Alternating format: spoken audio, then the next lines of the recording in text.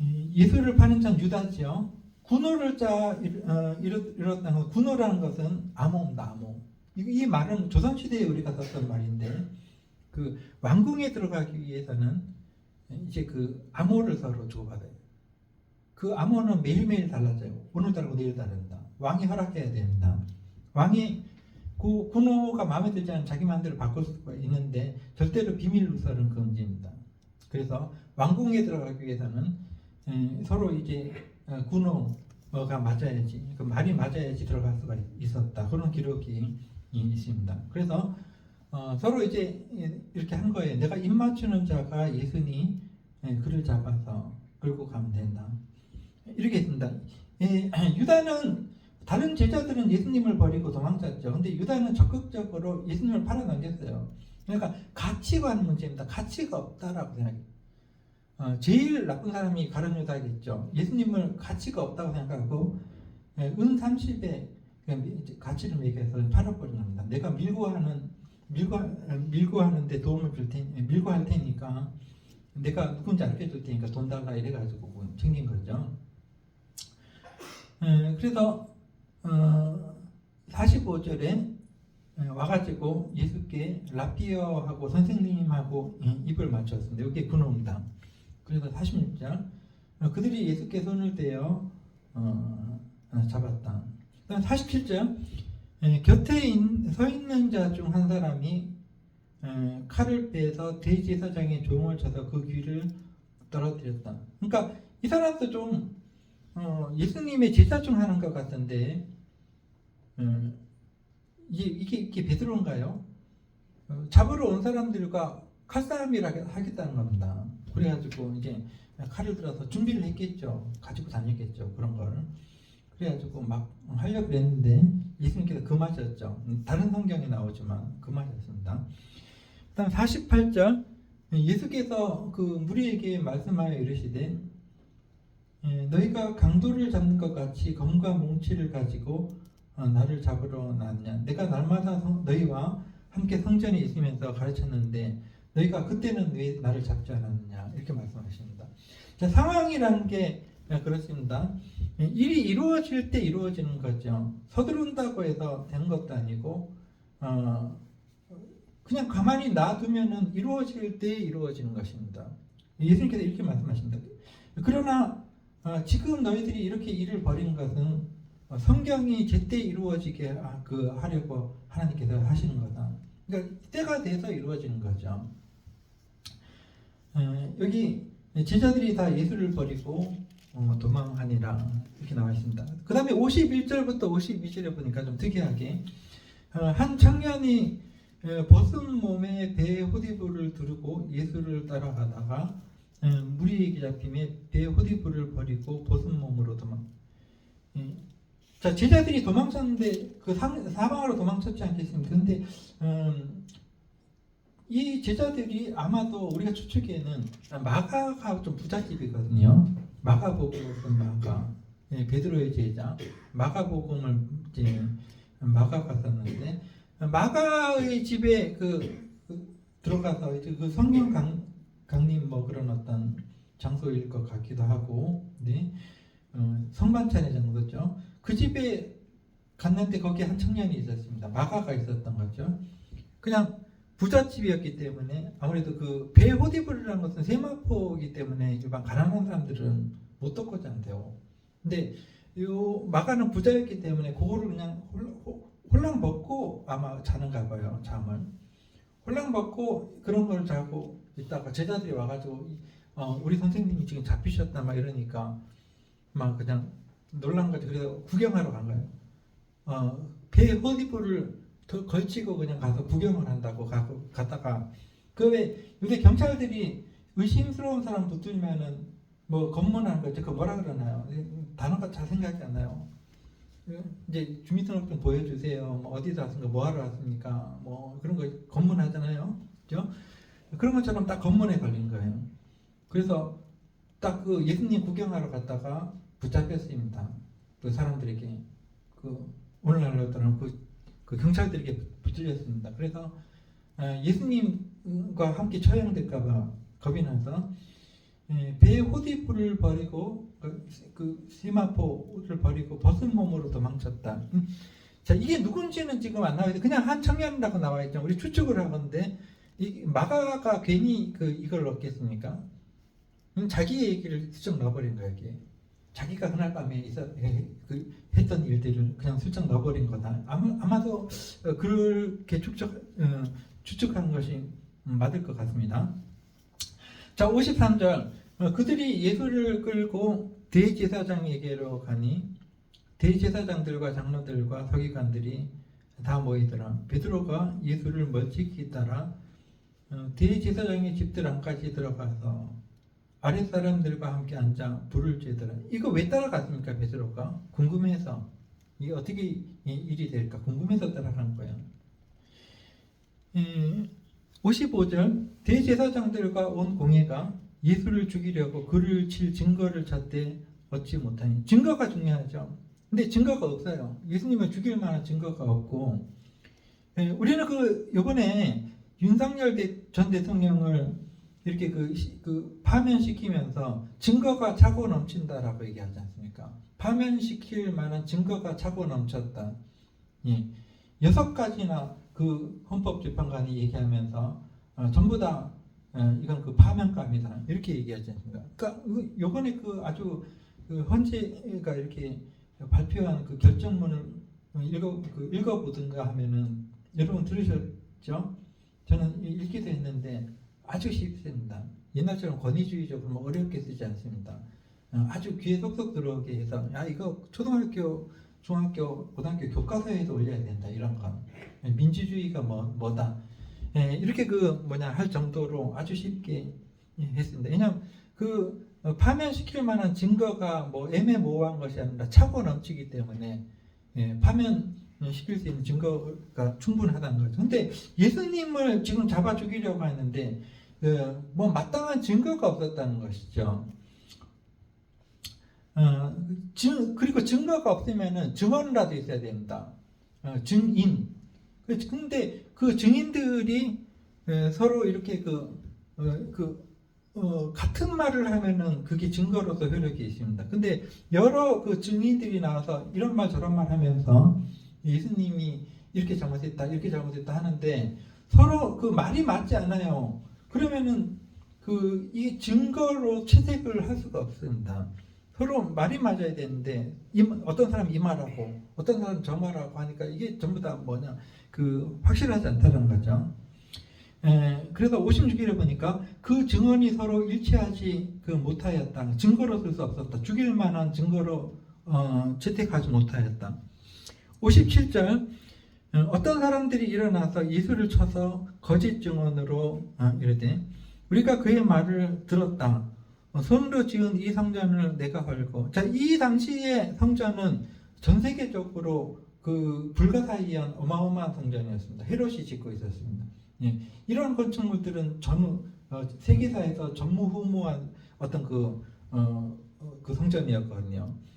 건축물이요. 헤롯은 건축가였습니다.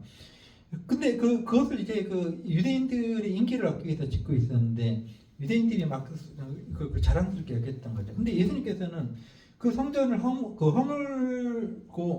허물어라 내가 3일 만에 다시 일으켜 세우겠다라고 하신 그 말씀의 진정한 뜻은 예수님의 부활을 가리킨 거예요. 3일 후에 예수님께서 다시 부활하신 그것을 이제 의미한 거였는데 그거를 유죄의 증거로 지금 사용하려고 하는 것이죠.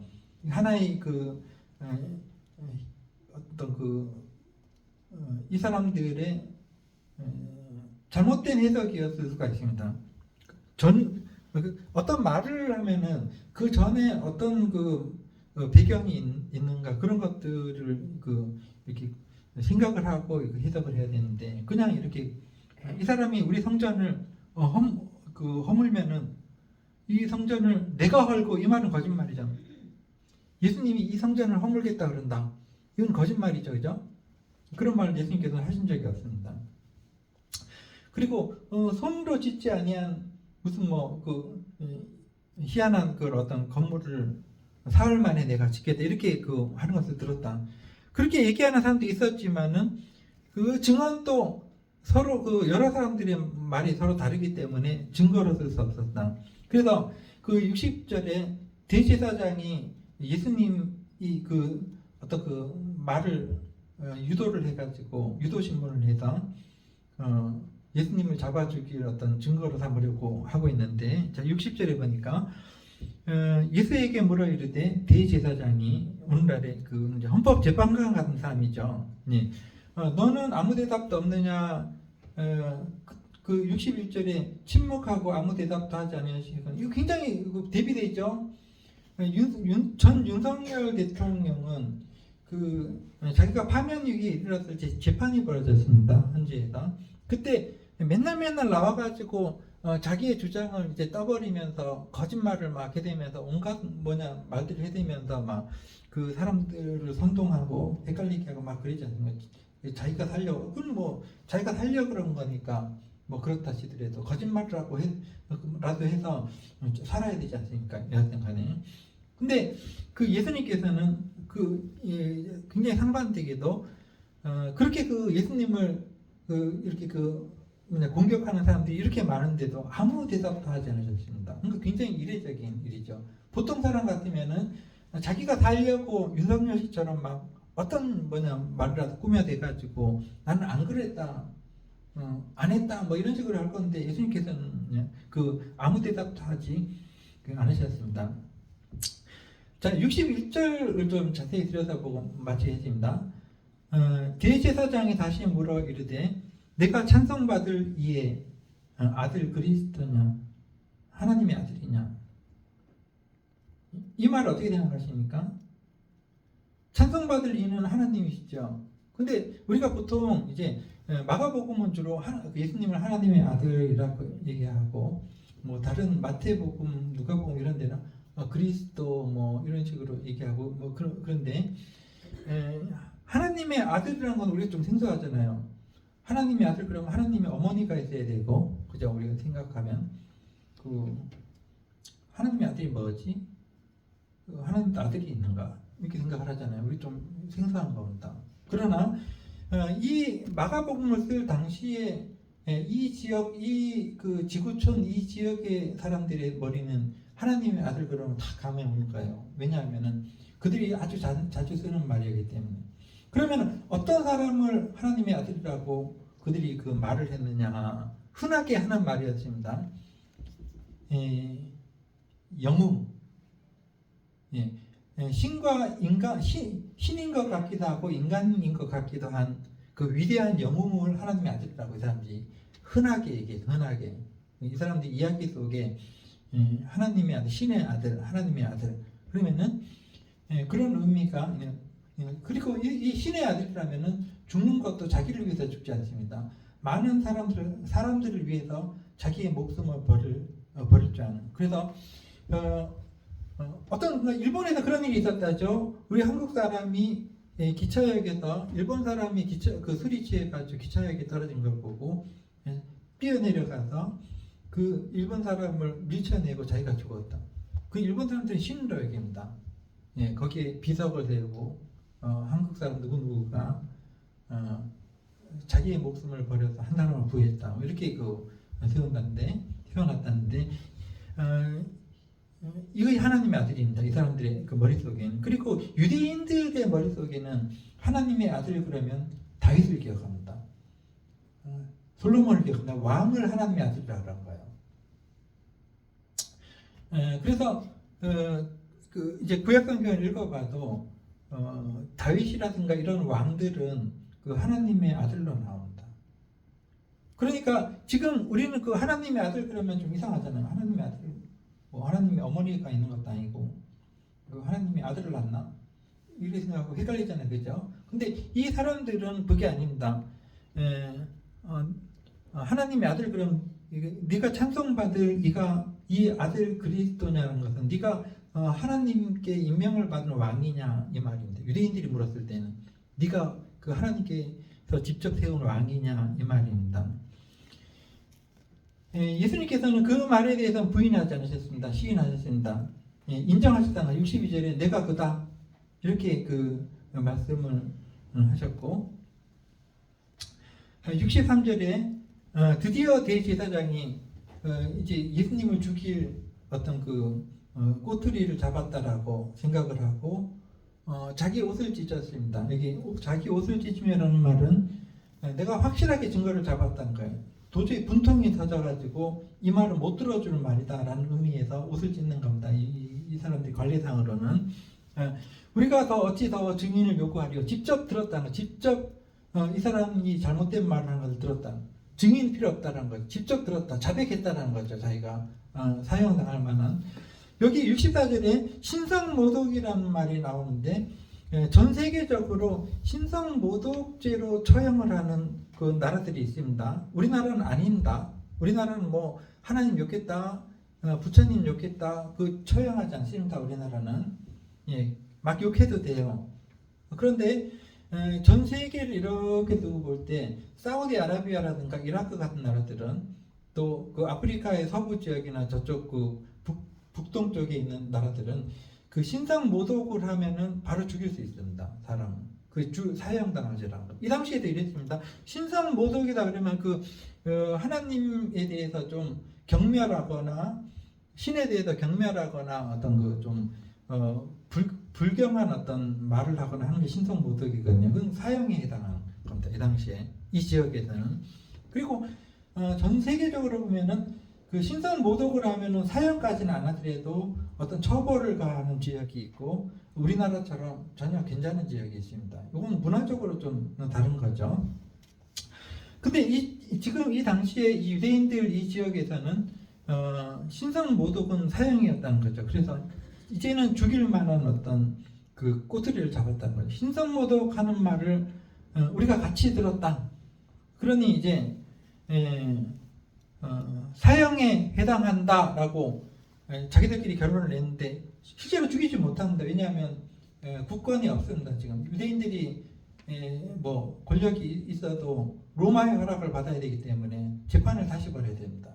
이 재판은 무의미한 거죠. 사형이다 그래도 다시 재판을 받아야 되는데 그 얘기는 뒤에 나오고, 그래서 어떤 사람은 그에게 침을 뱉고 아주 경멸하는 거죠. 예수님을 침을 뱉고 얼굴을 가리고, 우리가 이번에 그 군인들이 가져온 거 안대 있잖아요.